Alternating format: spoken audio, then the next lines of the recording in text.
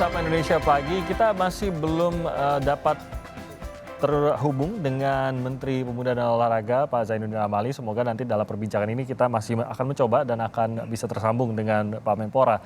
Kita masih berbicara dengan Bang Ali Mohtar Ngabalin, ada Mas Khairul Fahmi, dan juga ada Mbak Prasinta Dewi yang tadi sudah menjelaskan bagaimana kondisi keamanan dan pentingnya makna di balik tetap dilaksanakannya PON ke-20 ini meskipun di tengah pandemi dan meskipun ada faktor keamanan di area lain di luar sebenarnya dari kota-kota tempat pelaksanaan pertandingan ini dilangsungkan. Dan tadi juga Mbak Prasinta sudah menjelaskan bagaimana langkah-langkah pengamanan dari COVID-19 khususnya untuk protokol kesehatan yang dijalankan. Bang Ali, Anda setuju bahwa apa yang disampaikan Mas Khairul tadi bahwa pelaksanaan dari PON ini tidak hanya melihat terangnya dari kembang api yang dinyalakan atau megahnya dari stadion, tapi ada makna di balik itu. Ini menunjukkan bagaimana mereka yang tidak ingin acara ini sukses, mereka yang tidak ingin Papua merayakan kemajuan yang ada di Papua ini menjadi sebuah pernyataan yang kuat dari pemerintah dan juga dari masyarakat yang mendukungnya, begitu Bang Ali? Ya, pertama dulu ya, PON ini pernah tertunda setahun, itu bukan karena faktor keamanan. Kalau soal keamanan itu di hutan-hutan sana, di kaki-kaki gunung, di akar-akar kayu, di jauh sekali. Ya, letupan-letupan kecil, kemudian dipublikasikan seakan-akan seluruh Papua ini kacau. Tidak, ini negeri damai, negeri patahan surga yang Tuhan kasih turun di Republik ini untuk kedamaian. Jadi jangan pernah ada yang ragu. Yang kedua, pelaksanaan PON ini adalah wujud nyata daripada bagaimana upaya negara, pemerintah, dan rakyat Indonesia, khususnya orang-orang Papua, dari gunung, dari pantai, semua menyambut gembira dengan sukacita. Ya, tadi malam dorang berteriak kepada saya, dia bilang, Tuhan memberkati, haleluya. Begitu teriakannya semua, karena mereka senang. Sebab PON ini adalah menumbuhkan nilai-nilai persatuan, nilai-nilai kebangsaan, dan wujud nyata kesetaraan. Ya, kesetaraan Papua dan orang-orang yang ada tinggal di sini. Sehingga kita mengabaikan semua itu. Baik orang yang nyata di tengah-tengah kota maupun yang ada di pinggir-pinggir kota di tanah Papua ini semua menyambut gembira. Mereka sadar dan mereka benar-benar yakin karena saudara-saudaranya semua datang. Dan itu kita bisa lihat.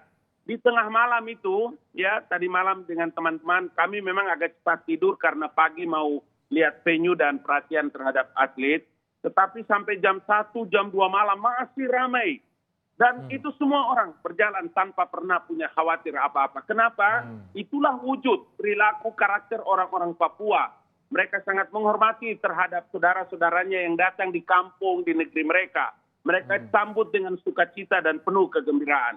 Sehingga kita buanglah jauh-jauh itu semua. Ya, di daerah-daerah kecil saja, tanah-tanah di kaki-kaki gunung sana yang tidak ada direken-reken. Buat tanah Papua ini aman lahir batin. Makanya PON ini bisa berjalan, insya Allah tidak ada aral melintang dengan izin Allah Subhanahu wa Ta'ala. Dia berjalan dengan baik dan sebagai bukti nyata bahwa di tengah-tengah pandemi ini untuk pertama kali Indonesia melakukan perhelatan event nasional yang tidak lebih kalah daripada SEA Games pelaksanaannya akan datang. Begitu, Timothy. Baik, makasih Bang Ali. Saya ke Mas Khairul selanjutnya. Kalau melihat momentum ini, selain dari pemaknaan yang tadi Mas Khairul ungkapkan, kita melihat ada pengerahan personil juga nih di Papua khususnya untuk mengamankan seluruh pelaksanaan dari PON ini. Nah, bagaimana menggunakan momentum ini juga untuk tidak hanya sekedar menunjukkan bahwa Papua aman, tapi justru lebih meningkatkan lagi keamanan di Papua ini, termasuk sampai ke yang tadi disebutkan Bang Ali, sampai ke daerah-daerah ke tengah-tengah masyarakat yang tinggalnya memang berada di area pegunungan dan lain-lain. Iya, wilayah Papua ini kan memang luas ya secara geografis. Ya, jadi kalau kita bicara di itu menjangkau pengamanan tidak hanya di sekedar terkait dengan perhelatan Papua, tapi juga bagaimana kemudian ini bisa betul-betul dimanfaatkan juga untuk memastikan keamanan yang lebih apa namanya lebih memadai di Papua ke depan kan gitu. Tapi kita di apa namanya Papua ini ya luas, geografis, para pengacau ini pengacau keamanan ya, memang juga lebih menguasai medan ya. Tadi disampaikan oleh Bang Ngabalin tadi apa namanya ya di gunung-gunung ya. Tapi ya bagaimanapun apa namanya ya mereka juga walaupun kecil-kecil tapi masih bisa melakukan aksi-aksi teror sadis dan itu kemudian ya sayangnya kita juga seringkali media-media kita juga ikut menggaungkan itu, ikut mengglorifikasi ya. Ya, betul. Glorifikasi yang kemudian itu kemudian menjadikan apa namanya kesulitan juga bagi aparat kita yang di lapangan untuk melakukan apa namanya kegiatan-kegiatan yang sifatnya kontra insurgensi tadi ya. Apa namanya dan itu yang saya kira ke depan ya nambah jumlah personil yang dilibatkan, nambah pos-pos keamanan ya, meningkatkan kewaspadaan, kemampuan deteksi dini dan respon cepat ya segala macam keamanan ya. Saya kira pendekatan lain juga perlu apa namanya perlu ditingkatkan ya. Mumpung ini ada apa namanya ada momentum yang baik ya. PON Papua ini adalah momentum yang baik untuk menunjukkan tadi kesan positif sudah kita sampaikan gitu ya. Pesan positif sudah disampaikan, tinggal bagaimana memperkuat strategi persuasi, membangun dialog. Oke, setuju.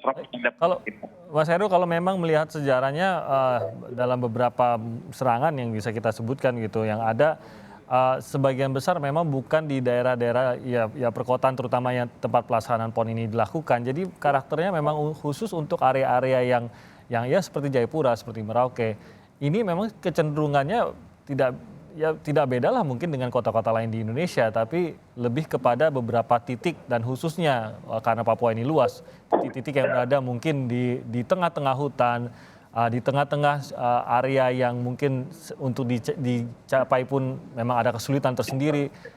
Memang fokus di sana ya, memang terkonsentrasi di sana gitu. Tapi kalau kita berbicara mengenai daerah-daerah yang saat ini sudah mengalami kemajuan di Papua, sebenarnya ya tidak ada ubahnya dengan kota-kota lain di Indonesia. Apakah saya bisa sederhanakan seperti itu, Mas Heru?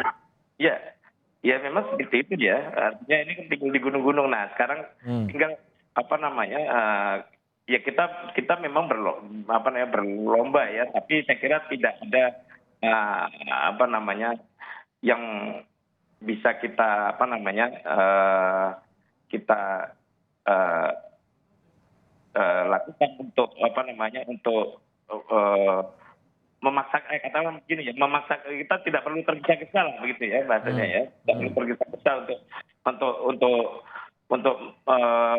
berharap ini selesai dalam waktu yang singkat gitu ya. Tapi bagaimana kita memastikan ya dalam setiap tahap demi tahap itu kita bergerak lebih maju, lebih apa namanya lebih memastikan keamanan menjadi lebih berkualitas ya.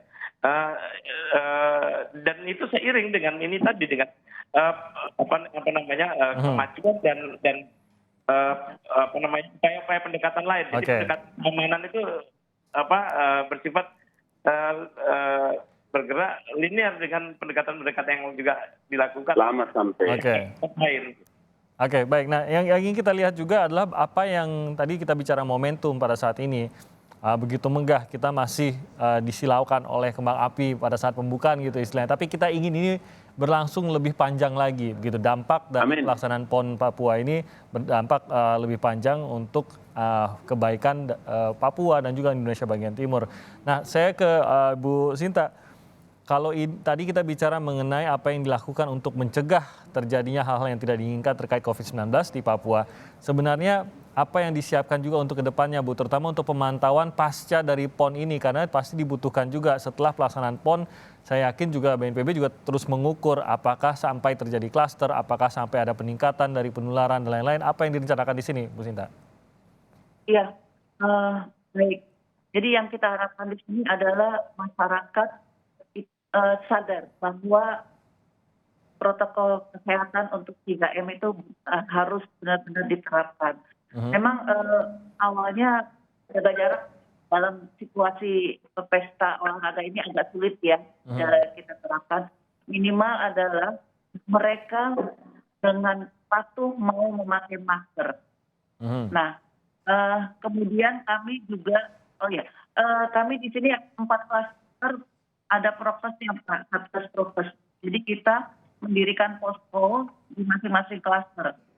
Di Kota Jayapura, Kabupaten Jayapura, Kabupaten Mimika, dan Kabupaten Merauke. Nah, kita juga menurunkan kurang lebih 400 relawan yang bergerak dibagi oleh beberapa tim kecil untuk mereka mobile secara terus. Dan ini relawan ini bekerja dari jam 8 sampai jam 5 sore. Kemudian kalaupun ada antrian, kita lebih masif untuk membagi masker. Di antrian-antrian itu kami pun membagi masker. Jadi ada yang menarik di sini adalah mereka bertanya, ini kami beli apa gratis? Ya pastinya kita gratis lah, karena kita juga ingin semuanya sukses, dan kami juga menyampaikan bahwa kita kepengen sebelum PON, saat PON, dan sesudah PON, masyarakat Papua sehat, atlet sehat. Amin. Kita pulang dengan sehat semua. Gitu. Nah, Itu dia. kemudian juga kita untuk tindak lanjut ke depannya, kita juga memberi bantuan alat PCR. Ini untuk memudahkan nanti para atlet untuk tes tidak terlalu antri panjang. Kita ada 4, yaitu kita penempatannya di Rumah Sakit Abipura, RSUD Abipura, kemudian 2 di RSUD Yuweri Sentani, dan 1 di RSUD Mimika. Itu Mas. Jadi ini sengaja untuk agar tes lebih mudah, sehingga kalaupun memang terjadi ya kasus yang tidak diinginkan, maka akan cepat terdeteksi. Kalau penanganannya apakah memang akan dipersiapkan hingga PON berakhir, setelah PON berakhir pun khususnya untuk penanganan dan kapasitas dari tenaga kesehatan kalau memang sampai terjadi hal yang tidak diinginkan begitu, Bu Sinta? Iya, kami tetap komit bahwa Papua tetap akan kami monitor untuk di bidang penanganan protokol kesehatan. Dan kami pun sudah memasukkan ke dalam aplikasi Inaris. Jadi di situ bisa kita pantau sejauh mana terhadap daerah resikonya. Jadi kami sudah memasukkan ke dalam Inaris untuk memantau sejauh mana untuk penyebaran Inarisnya ini, virus COVID-19 ini. Oke, baik. Ini juga untuk memantau sebagai monitoring distribusi maskernya. Oke, dan ini akan berlangsung seterusnya juga untuk keselamatan warga di sana. Timothy. Baik. Ya, Bang Ali. Yang paling inti dari semua yang tadi Ibu Deputi menyampaikan itu pesan Bapak Presiden bahwa pelaksanaan PON dan Peparnas ini harus benar-benar dalam hal kesehatan aman, masyarakat Papua juga sehat lahir batin tanpa ada terjangkit sedikit apapun masalahnya, kemudian seluruh protokol kesehatan. Itu pesan Bapak Presiden. Jadi sampai pada Ibu Deputi, kemudian kami ya, perintah Bapak Muldoko dari kantor staf Presiden juga, saya meskipun sebagai manajer DKI, tapi tidak lepas dari tugas-tugas dalam pelaksanaan apa yang diperintahkan oleh Bapak Presiden. Makanya kemarin sore juga kami terus melakukan berbagai macam pertemuan dengan teman-teman terkait dengan masalah penanganan COVID. Jadi saya membenarkan apa yang disampaikan oleh Ibu Deputi, karena begitulah kira-kira harapan Bapak Presiden dan pemerintah terhadap pelaksanaan PON ke-20 di Papua ini. Ya, ada harapan juga Bang Ali, kembali lagi berbicara mengenai dampak jangka panjang. Kita ingin melihat apa yang momentum yang ada saat ini, ada perbaikan mungkin dalam menjaga protokol kesehatan di tengah masyarakat, ada perbaikan dalam kondisi keamanan di Papua, maupun fasilitas dan ekonomi. Bagaimana membawa ini secara jangka panjang? Jangan sampai momentum ini sudah begitu megah dibangun, tapi setelah PON berakhir ternyata stadionnya kembali sepi, kondisi keamanan kembali menurun gitu. Bagaimana itu? Ada dua hal. Ada dua hal yang sudah menjadi perhatian Bapak Presiden. Yang pertama itu adalah pembangunan Stadion Lukas NMB ini setingkat terbaik kedua setelah Stadion Senayan. Tetapi yang harus dimengerti bahwa infrastruktur yang dibangun oleh pemerintah ini adalah terbaik di Asia Pasifik. Karena itu memang perhatian Bapak Presiden dan pemerintah bahwa ada semacam sustainable konsentrasi terhadap bagaimana penanganan venue-venue atau stadion dalam hal maintenance-nya, bagaimana perawatannya.